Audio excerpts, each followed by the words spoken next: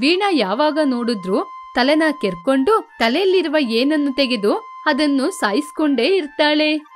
ಒಂದು ದಿನ ವೀಣಾ ತನ್ನ ತಲೆನ ಕೆರ್ಕೊಂಡು ಕ್ಲಾಸ್ ರೂಮ್ ಒಳಗೆ ಬಂದ್ಲು. ಅದನ್ನು ನೋಡಿ ವಿಮಲ್ ಎನ್ನುವ ಸ್ಟೂಡೆಂಟ್, ಆಹಾ ಬಂದ್ಲು ಕಣೋ ಮಹಾತಾಯಿ, ಏನಿನ ಯುವರಾಣಿ. ಹೌದು, ಏನನ್ನು ನೀನು ಏನ್ ಮಾಡ್ಬೇಕು ಅನ್ಕೊಂಡಿದ್ಯ ಕಣೆ. ಅವಳನ್ನ ನೀನು ಏನು ಹೇಳ್ಬೇಡ. ಅವಳ ತಲೆಯಲ್ಲಿ ಏನಿದೆ ನೀನೇನಾದ್ರೂ ಹೇಳಿದ್ರೆ ಅವಳ ತಲೆಯಲ್ಲಿರುವ ಏನನ್ನು ನಿನ್ಮೇಲೆ ಹಾಕಿ ದಾಳಿ ಮಾಡ್ತಾಳೆ. ಆದ್ರೆ ನನಗೆ ಹಾಗೆ ಎಲ್ಲ ಅನ್ನಿಸ್ತಾ ಇಲ್ಲ. ಅವಳಿಗೆ ಹಸಿವಾದಾಗ ಒಂದೊಂದು ಏನ್ನ ಬಾಯಿಗೆ ಹಾಕೊಂಡು ತಿಂತಾಳೆ ಅನ್ಸುತ್ತೆ. ಹೀಗೆ ಒಂದೊಂದು ಸ್ಟೂಡೆಂಟ್ ಒಂದೊಂದು ವಿಧದಲ್ಲಿ ಆ ವೀಣಾನ ತಮಾಷೆ ಮಾಡ್ತಿದ್ರು. ವೀಣಾ ಏನು ಮಾತನಾಡದೆ ಕೀರ್ತಿ ಎನ್ನುವ ಹುಡುಗಿ ಪಕ್ಕದಲ್ಲಿ ಹೋಗಿ ಕೂತ್ಲು. ಅವಳ ಪಕ್ಕದಲ್ಲಿ ಕೂತ ಕಾರಣ ಕೀರ್ತಿ ಕೋಪದಿಂದ, ಏ ವೀಣಾ, ಯಾಕೇನೆ ನೀನ್ ನನ್ನ ಹತ್ರ ಬಂದ್ ಕೂತ್ಕೊಂಡಿದ್ದೀಯಾ? ನಿನ್ ತಲೆಯಲ್ಲಿರುವ ಏನ್ನ ನನ್ ತಲೆಗೆ ಹಾಕ್ಬೇಕು ಅಂತ ಆಲೋಚನೆ ಮಾಡ್ತಾ ಇದ್ಯಾ? ಹೋಗಿ ಇಂಥ ಬೆಂಚಲ್ಲಿ ಕೂತ್ಕೋ ಹೋಗು. ಹಾಗಲ್ಲ ಕೀರ್ತಿ, ಯಾವಾಗ ನೋಡಿದ್ರು ನಾನು ಒಬ್ಳೆ ಹಿಂದೆ ಬೆಂಚಲ್ಲಿ ಕೂತ್ಕೋಬೇಕು. ಇವತ್ತೊಂದಿನಾದ್ರೂ ಈ ಬೆಂಚಲ್ಲಿ ಕೂತ್ಕೋತೀನಿ. ಹೀಗೆ ತುಂಬಾ ಪಾಪದಿಂದ ಹೇಳಿದ್ಲು. ಆದ್ರೂ ಕೂಡ ಕೀರ್ತಿ ವೀಣನ ಮಾತನ್ನು ಕೇಳದೆ, ಏನೇ ಇವತ್ತೊಂದಿನ ಕೂರೋದು ಏನು ಬೇಕಾಗಿಲ್ಲ, ಹೋಗಿ ಹಿಂದೆ ಬೆಂಚಲ್ಲಿ ಕೂತ್ಕೋ ಹೋಗು. ಹೀಗೆ ವೀಣಾನ ಬಲವಂತ ಮಾಡಿ ಹಿಂದೆ ಬೆಂಚಲ್ಲಿ ಕೂರ್ಸಿದ್ರು. ಹೀಗೆ ಏನು ಮಾಡಲು ಸಾಧ್ಯವಾಗದೆ ವೀಣಾ ಹಿಂದೆ ಬೆಂಚಲ್ಲಿ ಕೂತ್ಕೊಂಡ್ಲು. ಹೀಗೆ ವೀಣಾ ಪ್ರತಿದಿನ ಹಿಂದೆ ಬೆಂಚಲ್ಲಿ ಒಬ್ಳೆ ಕೂತ್ಕೊಳ್ತಾ ಇದ್ಲು. ಒಂದು ದಿನ ಆ ಕ್ಲಾಸಲ್ಲಿರುವ ಹುಡುಗಿರು ಸೆಟಲ್ ಬ್ಯಾಟ್ ಆಡ್ಬೇಕು ಅಂತ ಆಲೋಚನೆ ಮಾಡಿದ್ರು. ವೀಣಾ ಅವ್ರ ಜೊತೆ ಆಡ್ಬೇಕು ಅಂತ ಆಸೆ ಪಟ್ಲು. ತಕ್ಷಣ ಅವರ ಬಳಿ ಹೋಗಿ, ಆಸಿನಿ, ನಾನ್ ಕೂಡ ನಿಮ್ ಜೊತೆ ಶೆಟ್ಲ್ ಆಡಕ್ಕೆ ಬರ್ತೀನಿ, ನನ್ನ ಕೂಡ ಸೇರ್ಸ್ಕೋತೀರಾ? ಹೀಗೆ ಅವಳ ಫ್ರೆಂಡ್ಸ್ ನ ಕೇಳ್ತಾ ಇದ್ಲು. ಆಗ ಅವರೆಲ್ಲ ನಗುತ್ತಾ, ನೀನು ಶೆಟ್ಲ್ ಆಡ್ತೀಯಾ? ಶೆಟಲ್ ಆಡ್ಬೇಕಾದ್ರೆ ಕೈಯಲ್ಲಿ ಬ್ಯಾಟ್ನ ಇಟ್ಕೋಬೇಕು, ತಲೆಯಲ್ಲಿ ಏನ್ ಹಿಡಿಯೋದಲ್ಲ. ಇಲ್ಲ ಗೀತಾ, ನಾನ್ ಆಡ್ತೀನಿ. ಹೀಗೆ ವೀಣಾ ಪದೇ ಪದೇ ಕೇಳ್ತಾ ಇದ್ಲು. ಆಗ ಗೀತಾ ಒಂದು ಡಸ್ಟರ್ ಅನ್ನು ತಗೊಬಂದು, ವೀಣಾ, ನೀನು ನಮ್ ಜೊತೆ ಶೆಟ್ಲ್ ಆಡ್ಬೇಕಂದ್ರೆ ಒಂದು ಕಂಡೀಷನ್. ನೀನು ಎಲ್ಲದರಲ್ಲೂ ಪಾಸ್ ಆದ್ರೆ ನಮ್ ಜೊತೆ ಶೆಟಲ್ ಆಡ್ಬೋದು. ಹೌದಾ? ಹಾಗಾದ್ರೆ ಅದು ಯಾವ ಕಂಡೀಷನ್ ಅಂತ ಹೇಳು, ನಾನು ಅದ್ರಲ್ಲಿ ಪಾಸ್ ಆಗಿ ನಿಮ್ ಜೊತೆ ಆಡ್ತೀನಿ. ಹೀಗೆ ತುಂಬಾ ಕಾನ್ಫಿಡೆಂಟ್ ಆಗಿ ಹೇಳಿದ್ಲು ವೀಣಾ. ಅಯ್ಯೋ, ನಿನ್ಗೆ ತುಂಬಾ ಕಾನ್ಫಿಡೆಂಟ್ ಇದೆ? ಹಾಗಾದ್ರೆ ಸರಿ, ತಗೋ, ಒಂದು 10 ನಿಮಿಷ ಈ ಡಸ್ಟರ್ನ ನಿನ್ನ 2 ಕೈಯಿಂದ ಇಟ್ಕೋ. ಏನೇ ಆದ್ರೂ ಕೂಡ ಆ ಡಸ್ಟರ್ ಮೇಲೆ ಇಟ್ಟಿರುವ 2 ಕೈಯನ್ನು ತೆಗಿಲೇಬಾರ್ದು. ಈ ಕಂಡೀಷನ್ ಅಲ್ಲಿ ನೀನ್ ಪಾಸ್ ಆದ್ರೆ ನಮ್ ಜೊತೆ ಆಟ ಆಡ್ಲಿಕ್ಕೆ ಕರ್ಕೋತೀವಿ. ಹಾಗೆ ಹೇಳಿದ್ಲು ಗೀತಾ. ಅದುವರೆಗೂ ಗೀತಾ 1 ನಿಮಿಷ ಕೂಡ ಬಿಡದೆ ತನ್ನ ಕೈಯನ್ನು ತಲೆ ಮೇಲೆ ಇಟ್ಕೊಂಡು ಕೆರ್ಕೊಂಡು ಏನು ಸಿಗ್ತದ ಅಂತ ನೋಡ್ತಾ ಇದ್ಲು. ಹಾಸಿನಿ ಹೇಳಿದ್ದನ್ನು ಸ್ವಲ್ಪ ಹೊತ್ತು ಆಲೋಚನೆ ಮಾಡಿ, ಹಾಸಿನಿ, ನಿನ್ ಕಂಡೀಷನ್ಗೆ ನಾನು ಓಕೆ ಹೇಳ್ತೀನಿ, ಡಸ್ಟರ್ ಕೊಡು, ಹಾಗೆ ಕೇಳಿದ್ಲು. ಗೀತಾ ವೀಣಲಿಗೆ ಡಸ್ಟರ್ ಕೊಟ್ಲು. ವೀಣಾ ತನ್ನ 2 ಕೈಗಳಿಂದ ಡಸ್ಟರ್ನ ಹಿಡ್ಕೊಂಡ್ಲು. ಒಂದು 10 ಸೆಕೆಂಡಲ್ಲಿ ವೀಣಾ ತಲೆಯಲ್ಲಿ ಏನು ಕೆರೆಯಲು ಆರಂಭಿಸಿತು. ಆ ಕೆರೆತ ತುಂಬಾ ಕಠಿಣವಾಗಿತ್ತು. ವೀಣಾ ಯಾವಾಗ ತನ್ನ ತಲೆಯನ್ನು ಕೈಯಲ್ಲಿ ಕೆರ್ಕೊಳ್ಳೋಣ ಅಂತ ಕೈಯನ್ನು ಎಳಿತಾ ಇದ್ಲು. ಆಗ ಅದನ್ನು ನೋಡಿ ಮಕ್ಕಳೆಲ್ಲ ನಗ್ತಾ ಇದ್ರು. ಏನೇ ವೀಣಾ, ಕೈನ ಹಾಗೆ ಎಳಿತಾ ಇದ್ದೀಯಾ? 1 ನಿಮಿಷ ಕೂಡ ನಿನ್ ಕೈನ ತಲೆಯಲ್ಲಿ ಕೆರೆಯದ ಹಾಗೆ ಇಟ್ಕೊಳಕ್ ಆಗಲ್ವಾ? ಹೀಗೆ ಎಲ್ಲರೂ ಕೇವಲವಾಗಿ ಮಾತಾಡ್ತಾ ಇದ್ರು. ವೀಣನಿಗೆ ತಲೆಯಲ್ಲಿ ಕೆರೆತ ಜಾಸ್ತಿ ಆಗ್ತಾ ಇತ್ತು. ತಲೆ ತೂತ ಆಗುವ ರೀತಿ ಇತ್ತು. ಹೀಗೆ ಕೇವಲ 30 ಸೆಕೆಂಡಲ್ಲಿ ಡಸ್ಟರ್ ಅನ್ನು ಕೆಳಗೆ ಹಾಕಿ 2 ಕೈಗಳಿಂದ ತಲೆನ ಕೆರ್ಕೊಳ್ತಾ ಇದ್ಲು. ಅದನ್ನು ನೋಡಿ ಎಲ್ಲರೂ ನಗ್ತಾ ಇದ್ರು. ನೋಡಿದೀಯ ವೀಣಾ, 1 ನಿಮಿಷ ಕೂಡ ನಿನ್ನಿಂದ ತಲೆ ಕೆರೆಯದೆ ಇರ್ಲಿಕ್ಕಾಗ್ತಾ ಇಲ್ಲ. ಹೀಗಿರುವಾಗ ನೀನು ಗಂಟೆಗಟ್ಲೆ ನಮ್ ಜೊತೆ ಶೆಟಲನ್ನ ಆಡಕ್ಕೆ ಆಗ್ತದಾ? ನಿನ್ನಿಂದ ಸಾಧ್ಯ ಇಲ್ಲ. ಹೋಗು, ನಿನ್ ತಲೆನ ಕೆರ್ಕೊಂಡು ತಲೆಯಲ್ಲಿರುವ ಏನನ್ನು ಹಿಡಿದು ಸಾಯಿಸು. ಹೀಗೆ ಕೇವಲವಾಗಿ ಮಾತಾಡ್ಕೊಂಡು ನಗ್ತಾ ಇದ್ರು. ವೀಣಾ ಚಿಂತೆ ಮಾಡ್ಕೊಂಡು ಹಿಂದೆ ಬೆಂಚಲ್ಲಿ ಹೋಗಿ ಕೂತ್ಕೊಂಡ್ಲು. ಸ್ವಲ್ಪ ಸಮಯದ ಬಳಿಕ ಪದ್ಮ ಎನ್ನುವ ಟೀಚರ್ ಕ್ಲಾಸ್ ರೂಮಿಗೆ ಬಂದ್ರು. ಆ ಟೀಚರ್ ತುಂಬಾ ಸಿಟ್ಟಿನ ಹೆಂಗಸು. ಪದ್ಮ ಟೀಚರಿಗೆ ಅವರ ಕೂದಲಂದ್ರೆ ತುಂಬಾ ಇಷ್ಟ. ತನ್ನ ಕೂದಲನ್ನು ಸರಿಪಡಿಸಿಕೊಂಡು ಪಾಠ ಮಾಡಲು ಆರಂಭಿಸಿದ್ರು. ಸ್ವಲ್ಪ ಸಮಯದ ನಂತರ ಪದ್ಮ ಟೀಚರ್ ಲಾಸ್ಟ್ ಬೆಂಚಲ್ಲಿ ಕೂತ್ಕೊಂಡು ತನ್ನ ಪಾಠವನ್ನು ಕೇಳದೆ ತಲೆ ಕೆರ್ಕೊಳ್ತಾ ಇರುವ ವೀಣನನ್ನು ನೋಡಿದ್ರು. ಕೋಪದಿಂದ ವೀಣಲ ಬಳಿ ಹೋಗಿ, ವೀಣಾ, ಹೀಗೆ ಗಟ್ಟಿಯಾಗಿ ಕರೆದ್ರು. ಪಾಪ ವೀಣಾ ಭಯದಿಂದ ಹಾಗೇನೆ ಎದ್ದು ನಿಂತ್ಲು. ಟೀಚರ್ ವೀಣಾ, ನಾನಲ್ಲಿ ಗಂಟ್ಲು ಒಣಗುವ ರೀತಿ ಪಾಠ ಮಾಡಿದ್ರೆ ನೀನು ತಲೆ ಕೆರ್ಕೊಂಡು ತಲೆಯಿಂದ ಏನ್ ತೆಗಿತಾ ಇದ್ದೀಯಾ? ನೀನು ಲಾಸ್ಟ್ ಬೆಂಚಲ್ಲಿ ಕೂತ್ಕೊಂಡು ಏನ್ನ ತೆಗಿಯಕ್ಕೆ ನೀನು ಫೀಸ್ ಕಟ್ಟಿ ಶಾಲೆಗೆ ಬರ್ಬೇಕಾ? ಮನೆಯಲ್ಲೇ ಕೂತ್ಕೊಂಡು ಏನ್ ತಗೋಬೋದಲ್ವಾ? ಹೀಗೆ ವೀಣಾಲ ಕೂದ್ಲು ಇಟ್ಕೊಂಡು ಹೊಡಿತಾ ಇದ್ರು. ಆಗ ವೀಣಾ ತಲೆಯಲ್ಲಿರುವ ಹೇನು ಉದ್ದವಾಗಿರುವ ಪದ್ಮಾ ಟೀಚರಿನ ಕೂದಲಿಗೆ ಹೋಯಿತು. ಅದನ್ನು ಗಮನಿಸದೆ ಪದ್ಮಾ ಟೀಚರ್ ಮತ್ತೆ ಪಾಠ ಮಾಡಲು ಆರಂಭಿಸಿದ್ರು. ಪಾಪ, ಅದರಿಂದ ವೀಣಲಿಗೆ ತುಂಬಾನೇ ಅವಮಾನ ಆಗಿತ್ತು. ಹೀಗೆ ಅಂದಿನಿಂದ ಪ್ರತಿದಿನ ಆ ಟೀಚರ್ ಏನೋ ಒಂದು ವಿಷಯದಲ್ಲಿ ವೀಣಾ ಕೂದ್ಲಿಟ್ಕೊಂಡು ಹೊಡಿತಾನೇ ಇದ್ರು. ಹೀಗೆ ಒಂದು ದಿನ ವೀಣಾ ತುಂಬಾ ಬೇಜಾರ್ ಮಾಡ್ಕೊಂಡು ಮನೆಗೆ ಬಂದ್ಲು. ಹೀಗೆ ಅವಳು ತುಂಬಾ ಚಿಂತೆ ಮಾಡ್ತಿರುವಾಗ ಅವಳ ತಂದೆ ಗೋಪಾಲನ್ ಅವಳನ್ನು ನೋಡಿ, ಅಮ್ಮ ವೀಣಾ, ಏನಾಯ್ತಮ್ಮ, ಯಾಕೆ ಅಳ್ತಾ ಇದ್ದೀಯಾ? ಹಾಗೆ ಕೇಳಿದ ತಕ್ಷಣ ವೀಣಾ ಅಳ್ತಾನೆ ನಡೆದ ವಿಚಾರವನ್ನು ಹೇಳಿದ್ಲು. ಅಪ್ಪ, ನನ್ ತಲೆಯಲ್ಲಿ ಏನಿರೋದ್ರಿಂದ ನನ್ನಿಂದ ತಡ್ಕೊಳಕ್ಕೆ ಆಗ್ತಾ ಇಲ್ಲ.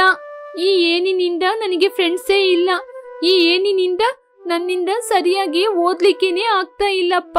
ನನಗೆ ಈ ಕೂದ್ಲು ಬೇಡ, ನನಗೆ ಮೊಟ್ಟೆ ಮಾಡಿಸಿ, ನಾನು ಹಾಗೇನೆ ಶಾಲೆಗೆ ಹೋಗ್ತೀನಿ. ಹೀಗೆ ಅಳ್ತಾನೆ ಇದ್ಲು. ಗೋಪಾಲಂ ತನ್ನ ಮಗಳ ಕಷ್ಟವನ್ನು ಅರ್ಥ ಮಾಡಿಕೊಂಡು ಅವಳಿಗೆ ಮೊಟ್ಟೆ ಮಾಡಿದ. ಅಂದಿನಿಂದ ಅವಳಿಗೆ ಏನಿನಿಂದ ತೊಂದರೆ ತಪ್ಪಿತು. ಅವಳಿಗೆ ತುಂಬಾ ಸಮಾಧಾನವಾಯಿತು. ಹೀಗೆ ವೀಣಾ ಆ ದಿನ ಕ್ಲಾಸಿಗೆ ತುಂಬಾ ಸಂತೋಷವಾಗಿ ಓದ್ಲು. ಸಂತೋಷವಾಗಿ ಹೋಗಿದ್ ಮಾತ್ರವಲ್ಲದೆ ಡೆಸ್ಟರ್ ಅನ್ನು ಸುಮಾರು ಗಂಟೆಗಳ ಕಾಲ ತನ್ನ ಕೈಯಲ್ಲಿ ಇಟ್ಕೊಂಡು ಎಲ್ಲರಿಗೂ ತೋರ್ಸಿದ್ಲು. ಅದನ್ನು ನೋಡಿ ಎಲ್ಲರೂ ಆಶ್ಚರ್ಯಪಟ್ರು. ನೋಡಿದ್ರ, ಡೆಸ್ಟರ್ನ ನಾನು 1 ನಿಮಿಷ ಕೂಡ ಇಟ್ಕೊಳಕ್ಕಾಗಲ್ಲ ಅಂತ ಹೇಳ್ತಾ ಇದ್ರಿ. ಇವಾಗ ಡೆಸ್ಟರ್ನ 20 ನಿಮಿಷ ಇಟ್ಕೊಂಡಿದ್ದೀನಿ. ನಿಮ್ ಜೊತೆ ಆಟಾಡಕ್ ಸೇರ್ಸ್ಕೋತೀರಾ? ಹೀಗೆ ತುಂಬಾ ಗರ್ವದಿಂದ ಸಂತೋಷದಿಂದ ಕೇಳಿದ್ಲು. ಅವರೆಲ್ಲರೂ ಶಾಕಲ್ಲೇ ಇದ್ರು. ವೀಣಾ ನೇರವಾಗಿ ಹೋಗಿ ಹಿಂದೆ ಬೆಂಚಲ್ಲಿ ಕೂತ್ಲು. ಸ್ವಲ್ಪ ಸಮಯದ ನಂತರ ಪದ್ಮಾ ಟೀಚರ್ ಕ್ಲಾಸಿಗೆ ಬಂದ್ರು. ಬರ್ತಾ ಇರುವಾಗನೇ ತಲೆಯನ್ನು ಕೆರ್ಕೊಂಡು ಏನನ್ನು ತೆಗಿತಾ ಬಂದ್ರು. ಹೀಗೆ ಕೆರ್ಕೊಂಡು ತುಂಬಾ ಕೋಪದಿಂದ ವೀಣಾಲ ಬಳಿ ಬಂದು, ವೀಣಾ, ಇವತ್ತಾದ್ರೂ ನಾನು ಹೇಳಿದ್ದು ಬರಿತಾ ಇದ್ದೀಯಾ ಅಥವಾ ಮೊಟ್ಟೆಯಾಗಿರುವ ನಿನ್ ತಲೆನ ಕೆರಿತಾ ಕೂರ್ತೀಯಾ? ಹಾಗೆ ಕೇಳಿದಾಗ ವೀಣಾ ಸ್ವಲ್ಪ ಭಯದಿಂದ, ಇಲ್ಲ ಟೀಚರ್, ನಾನು ಬರಿತಾ ಇದ್ದೀನಿ, ಬೇಕಂದ್ರೆ ನೋಡಿ. ಹೀಗೆ ತಾನು ಬರಿತಾ ಇದ್ದ ಪುಸ್ತಕವನ್ನು ತೋರ್ಸಿದ್ಲು. ಪದ್ಮ ಅದನ್ನು ನೋಡಿ ತಲೆ ಕೆರಿತಾ ನಿಂತಿದ್ಲು. ಆದ್ರೆ ವೀಣಾ ಬರೆದಿರುವ ನೋಟ್ಸಲ್ಲಿ ಯಾವುದೇ ತಪ್ಪು ಇಲ್ಲದಿದ್ರೂ ಕೂಡ ಕೋಪದಿಂದ, ಏನ್ ತಪ್ಪಿದು? ಏನ್ ವೀಣಾ, ನೀನ್ ತಪ್ಪಿಲ್ದೆ ಬರೆಯಕ್ಕೆ ನಿನ್ನಿಂದ ಆಗದಿಲ್ವಾ? ಬೋರ್ಡ್ ಮೇಲೆ ನೋಡಿ ಬರೆದ್ರು ತಪ್ಪಿಲ್ದೆ ಬರೆಯಕ್ಕಾಗಲ್ವಾ? ಹಾಗೆ ಕೇಳಿದ್ಲು. ಆಗ ವೀಣಾ ಭಯದಿಂದ, ಇಲ್ಲ ಟೀಚರ್, ನಾನು ತಪ್ಪಾಗಿ ಬರ್ದಿಲ್ಲ ನೋಡಿ, ಹಾಗೆ ಅಂತ ಹೇಳಿದ್ಲು. ಆಗ ಪದ್ಮ ಟೀಚರ್ ಕೋಪದಿಂದ ತಲೆನ ಕೆರ್ಕೊಂಡು, ಏನೇ ನೀನ್ ನನ್ ಮಾತಿಗೆ ಎದುರುತ್ರ ಮಾತಾಡ್ತೀಯಾ? ನೀನು ನನ್ನ ತಲೆಗೆ ಏನು ಹಾಕಿದ್ದು ಮಾತ್ರ ಅಲ್ದೆ ನನ್ನ ಮಾತಿಗೆ ಎದುರುತ್ರ ಮಾತಾಡ್ತೀಯಾ? ಹೀಗೆ ಪಾಪ ವೀಣನನ್ನು ಹೊಡೆದ್ಲು ಪದ್ಮ. ಹೀಗೆ ಪದ್ಮ ಏನೋ ಒಂದು ಕಾರಣ ಹೇಳಿ ವೀಣಾನ ಹೊಡಿತಾನೇ ಇದ್ಲು. ಹೀಗೆ ಸ್ವಲ್ಪ ದಿನ ಆದ ನಂತರ ಪದ್ಮ ತಲೆಯಲ್ಲಿ ಏನು ಜಾಸ್ತಿನೇ ಆಯಿತು. ಪಾಠ ಮಾಡಲು ಕ್ಲಾಸ್ ರೂಮಿಗೆ ಬಂದ್ರೂ ಕೂಡ ಪಾಠ ಹೇಳಕ್ಕಾಗ್ದೆ ತಲೆನ ಕೆರ್ಕೋತಾನೇ ಇದ್ರು. ಹೀಗೆ ಏನಾದ್ರೂ ಒಂದು ಕಾರಣ ಹೇಳಿ ವೀಣಾನ ಹೊಡಿಯೋಣ ಅಂತ ಆಲೋಚನೆ ಮಾಡಿದ್ರು. ವೀಣಾನ ಹೊಡಿಯಕ್ಕೆ ಕೈಯೇ ಬರ್ತಾ ಇರ್ಲಿಲ್ಲ. ಯಾಕಂದ್ರೆ ತಲೆಯಲ್ಲಿ ಏನು ವಿಪರೀತವಾದ ಕಾರಣ ಕೆರ್ಕೊಳ್ತಾ ಇದ್ರು. ನಿದ್ರೆ ಮಾಡೋಣ ಅಂದ್ರೆ ನಿದ್ರೆ ಬರ್ತಿರ್ಲಿಲ್ಲ. ವೀಣಾ, ಇಷ್ಟು ದಿನ ಈ ಏನ್ ಕೆರಿಯರ್ನ ಹೇಗೆ ತಡ್ಕೊಂಡೆ? ಇದ್ನ ನಾನು ಅರ್ಥ ಮಾಡ್ಕೊಳ್ದೆ ನಿನ್ನ ಎಷ್ಟೋ ಸಲ ಹೊಡೆದೆ ಬೈದೆ. ಹೀಗೆ ಪಶ್ಚಾತ್ತಾಪ ಪಡ್ತಾ ಇದ್ಲು ಪದ್ಮ. ಮರುದಿನ ಪದ್ಮ ಟೀಚರ್ ಕೂಡ ಮೊಟ್ಟೆ ಮಾಡ್ಕೊಂಡು ಕ್ಲಾಸ್ ರೂಮಿಗೆ ಬಂದ್ರು. ಆ ನಂತರ ಯಾವಾಗ್ಲೂ ಕೂಡ ಪದ್ಮ ಟೀಚರ್ ವೀಣಾನ ಹೊಡಿಲೇ ಇಲ್ಲ. ಅಂದಿನಿಂದ ವೀಣಾ ಚೆನ್ನಾಗಿ ಓದುತ್ತಾ ತನ್ನ ಸ್ನೇಹಿತರ ಜೊತೆ ಸಂತೋಷವಾಗಿ ಆಟಾಡ್ತಾ ಇದ್ಲು. ಪೂಜಾ ತುಂಬಾ ದಿನಗಳಿಂದ ತನ್ನ ಕ್ಲಾಸ್ಮೇಟ್ ಆದ ರಾಮುವನ್ನು ಪ್ರೀತಿಸ್ತಾ ಇದ್ಲು. ಆದ್ರೆ ಅವನಿಗೆ ಮಾತ್ರ ಈ ವಿಷಯದ ಬಗ್ಗೆ ಹೇಳಲೇ ಇಲ್ಲ. ಒಂದು ದಿನ ಕ್ಲಾಸಲ್ಲಿ ಪೂಜಾ ದೂರದಲ್ಲಿ ಕೂತಿರುವ ರಾಮುವನ್ನು ನೋಡ್ತಾ ಇದ್ಲು. ಅದನ್ನು ನೋಡಿದ ಪೂಜಾ ಸ್ನೇಹಿತರು ಪೂಜನ್ ಜೊತೆ ಹೀಗೆ ಕೇಳಿದ್ರು, ಏನೇ ಪೂಜಾ, ನೀನು ನಿನ್ನ ರಾಮುವನ್ನು ಎಷ್ಟು ಕಾಲ ಅಂತ ಹೀಗೆ ದೂರದಿಂದ ನೋಡ್ತಾ ಇರ್ತೀಯ? ಬೇಗ ಅವನ ಹತ್ತಿರ ಹೋಗಿ ವಿಷಯವನ್ನು ಹೇಳು. ಅಯ್ಯೋ, ನನಗೆ ತುಂಬಾ ಭಯ ಆಗ್ತದೆ ಕಣೆ. ಒಂದು ವೇಳೆ ಅವನ ಜೊತೆ ಹೋಗಿ ಹೇಳುವಾಗ ಅವನ್ ನನ್ನ ಬೈದ್ಬಿಟ್ರೆ ಅಥವಾ ಅವನ್ ನನಗೆ ಇಷ್ಟ ಆಗಿಲ್ಲ ಅಂತ ಹೇಳಿದ್ರೆ ನಾನು ತುಂಬಾ ಕಷ್ಟಪಡ್ತೀನಿ. ಇವಾಗ ವಿಷಯನ ಅವನ ಜೊತೆ ಹೇಳದಿದ್ರೆ ಯಾವಾಗ್ಲೂ ಸಂತೋಷದಿಂದ ಅವನ್ನ ನೋಡ್ಕೊಂಡು ಪ್ರೀತಿ ಮಾಡ್ತಾನೆ ಇರ್ತೀನಿ. ಹೌದು ಹೌದು, ಇರ್ತೀಯ. ಈ ನಡುವೆ ಯಾರಾದ್ರೂ ಬಂದು ಅವನ್ನ ಪ್ರೀತಿಸ್ತಾ ಇದ್ದೀನಿ ಅಂತ ಹೇಳಿದ್ರೆ ಅವನಿಗೋಸ್ಕರ ನೀನು ಇಷ್ಟು ದಿನ ಕಾಯ್ಕೊಂಡಿದ್ದು, ಯಾರಾದ್ರೂ ಬಂದು ಅವನ್ನ ಎತ್ಕೊಂಡು ಹೋಗುವ ತನಕ ನೀನು ಹೀಗೇನೇ ಇರು. ಹಾಗೆ ಹೇಳ್ಬೇಡ ಕಣೆ, ನನಗೆ ತುಂಬಾ ಭಯ ಆಗ್ತಿದೆ. ಮತ್ತೆ ಈ ರೀತಿ ವಿಷಯದಲ್ಲಿ ತುಂಬಾ ಫಾಸ್ಟ್ ಆಗಿರ್ಬೇಕು ಕಣೆ. ಹೀಗೆ ಇವರಿಬ್ಬರು ಮಾತಾಡ್ತಿರುವಾಗ ರಾಮುವಿನ ಬಳಿ ಒಂದು ಹುಡುಗಿ ಬಂದ್ಲು. ರಾಮ್, ನಾನು ನಿನ್ನನ್ನು ತುಂಬಾ ದಿನಗಳಿಂದ ಪ್ರೀತಿ ಮಾಡ್ತಾ ಇದ್ದೀನಿ. ಆದ್ರೆ ನಿನ್ ಜೊತೆ ಹೇಳಲಿಕ್ಕೆ ನನ್ಗೆ ತುಂಬಾ ಭಯ ಆಗ್ತಿತ್ತು. ಆದ್ರೆ ಇವತ್ತು ಧೈರ್ಯ ಬಂದು ನಿನ್ನ ಮುಂದೆ ನಿಂತಿದ್ದೀನಿ. ಹೀಗೆ ಆ ಹುಡುಗಿ ರಾಮುವಿನ ಬಳಿ ತನ್ನ ಪ್ರೀತಿಯನ್ನು ಹೇಳ್ತಾ ಇದ್ಲು. ಅದನ್ನು ನೋಡಿದ ಪೂಜನಿಗೆ ತುಂಬಾನೇ ಭಯ ಆಯಿತು. ಏಯ್, ಇವಳು ಯಾವಳೆ? ನನಗೆ ಕಾಂಪಿಟೇಷನ್ ಆಗಿ ಬಂದಿದ್ದಾಳೆ. ನಾನು ಹೇಳ್ದೆ ಅಲ್ವಾ, ಎತ್ತು ಬಂದು ಒದಿಯುತ್ತೆ ಅಂತ. ಅವಳೇ ಎತ್ತು. ಅವಳು ಎತ್ತಾದ್ರೆ ನಾನು ಡ್ರ್ಯಾಗನ್. ಹೀಗೆ ಪೂಜಾ ಕೋಪದಿಂದ ಆ ಹುಡುಗಿಯ ಬಳಿ ಬಂದು, ಯಾರೇ ನೀನು? ನನ್ನ ಬಾಯ್ ಫ್ರೆಂಡಿಗೆ ಪ್ರಪೋಸ್ ಮಾಡ್ತಾ ಇದ್ದೀಯಾ? ಏನು? ರಾಮ್ ನಿನ್ನ ಬಾಯ್ ಫ್ರೆಂಡಾ?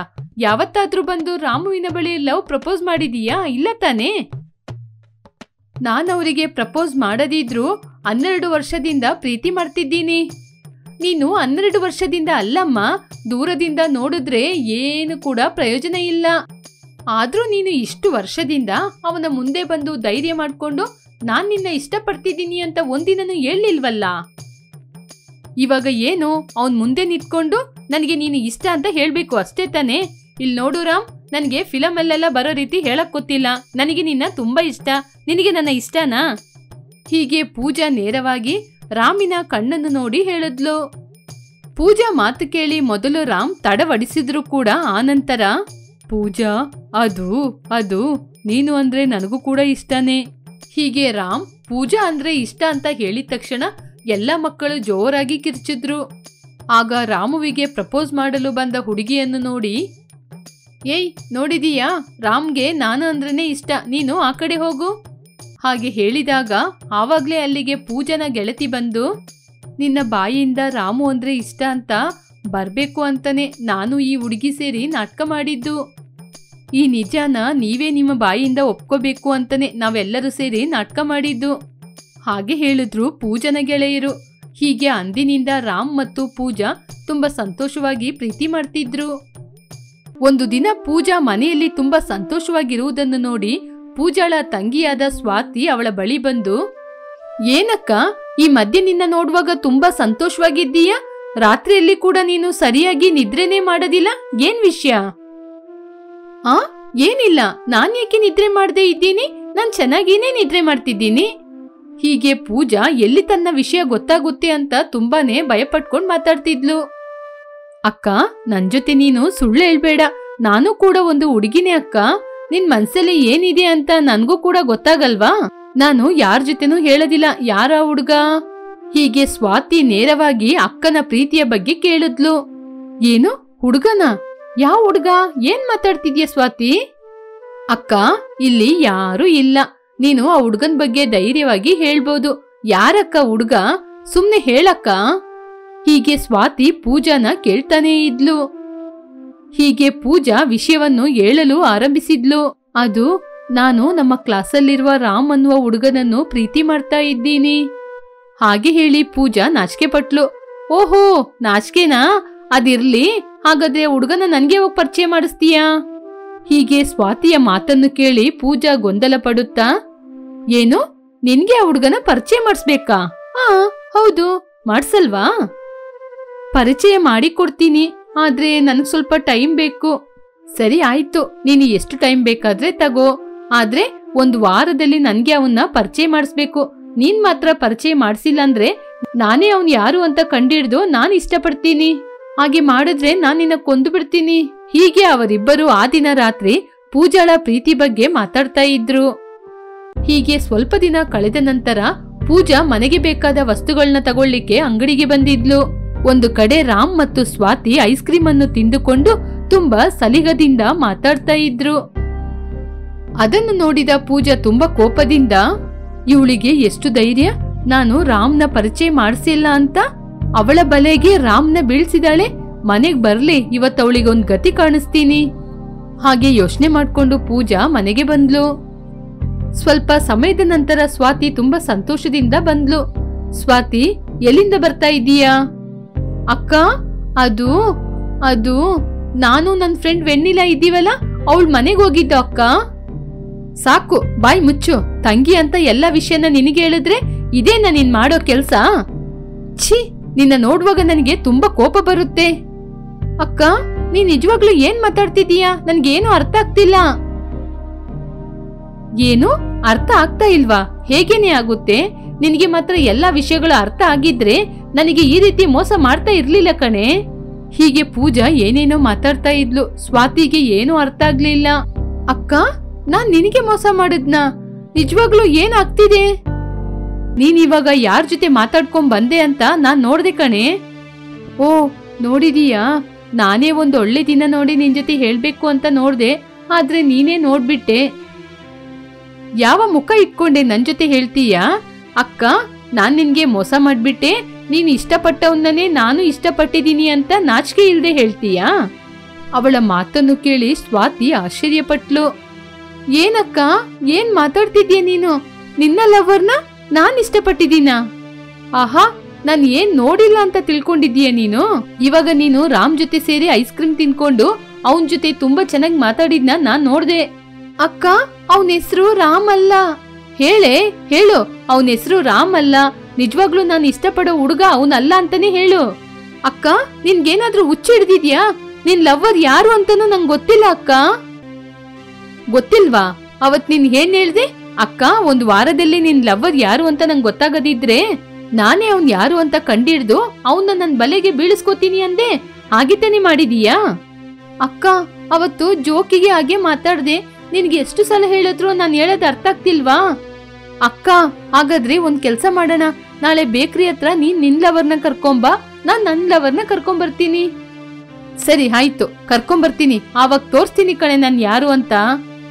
ಅಕ್ಕ ತಂಗಿ ಇಬ್ರು ಆ ದಿನ ಒಬ್ರಿಗೊಬ್ರು ಮಾತನಾಡದೆ ಸುಮ್ನೆ ಮಲ್ಗಿ ನಿದ್ರೆ ಮಾಡಿದ್ರು.